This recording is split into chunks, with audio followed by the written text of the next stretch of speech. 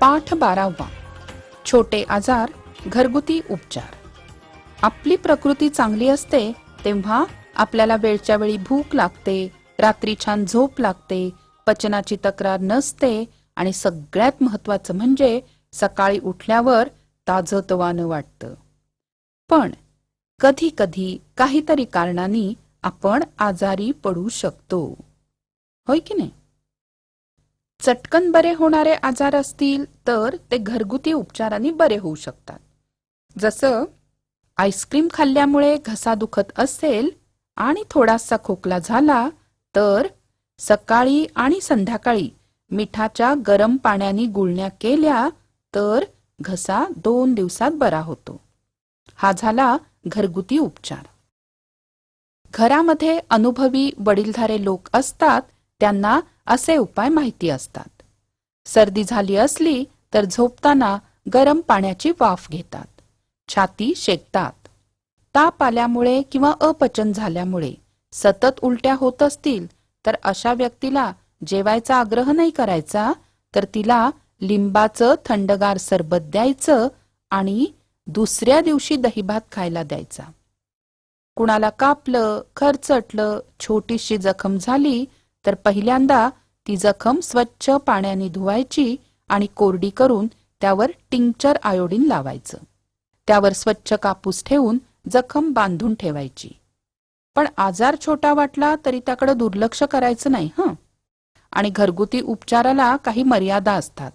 2 दिवसात जर बरं वाटलं नाही तर मात्र डॉक्टरांचा सल्ला घ्यावा हे उत्तम.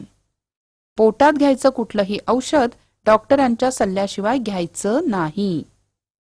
समाजाच्या आरोग्याची काळजी घेणाऱ्या आणि आजाऱ्यांना उपचार देणाऱ्या सेवेला म्हणायचं आरोग्य सेवा किंवा वैद्यकीय सेवा. मोठमोठ्या गावात डॉक्टरांचे दवाखाने आणि इस्पितळं असतात.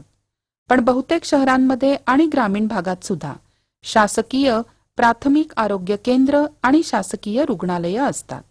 आजारी व्यक्तींना सवलतीच्या दरामध्ये तेथे उपचार मिळतात. मोठमोठ्या शहरात तिथल्या नगरपालिका सुद्धा वैद्यकीय उपचार देणारी रुग्णालयं चालवतात.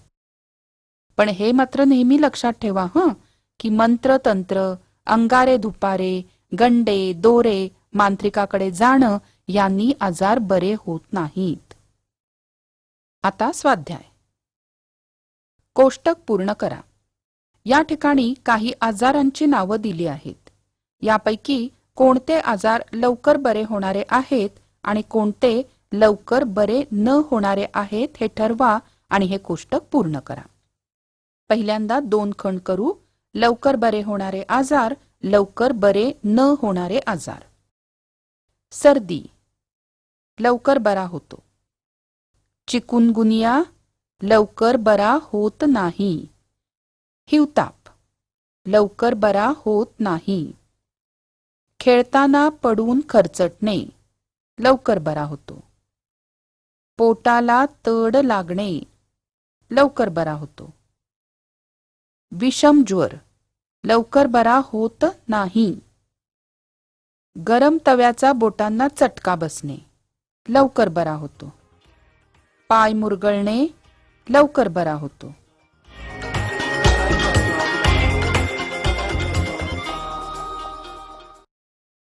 आशा आहे या व्हिडिओमधील टॉपिक तुम्हाला समजले असतीलच.